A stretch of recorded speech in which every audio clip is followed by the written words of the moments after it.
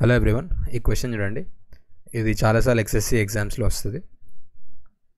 X plus y plus z value 4, అలాగే x y plus y z plus z x value 1.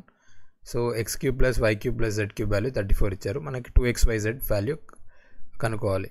So బేసిక్గా ఈ question solve చేయాలంటే మనకు ఒక ఫార్ములా తెలిసి ఉండాలి. అదేంటంటే x cube plus y cube plus z cube minus 3xyz value దేనికి ఈక్వల్ అవుతుందంటే x plus y plus z of x plus y plus z whole square minus 3xy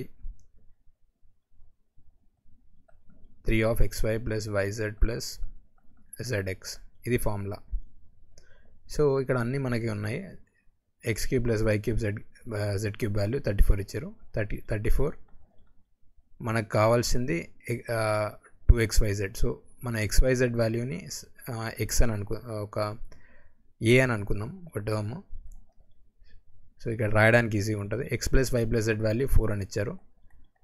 so ఇది 4 square minus 3 of x y plus y z plus z x value 1 అని ఇచ్చిండు. So ఇంతే. ఇదేమో 4 square minus 3 అంటే ఎంత, 16 minus 3 అంటే 13 into 4 52. So 3a value ఏమవుతుంది, 3a ఇటు సైడ్ తీసుకొస్తే 3a ఈక్వల్స్ టు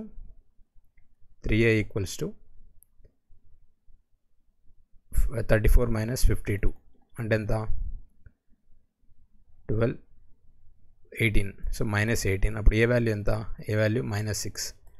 ఏ అంటే బేసిక్గా ఎక్స్వైజెడ్ వాల్యూ మనకి మైనస్ 6 వచ్చింది.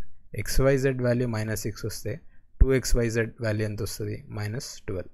సో మన ఆన్సర్ ఏంది, ఆప్షన్ బి. Thank you. ఈ వీడియో నచ్చితే ఖచ్చితంగా లైక్ చేయండి.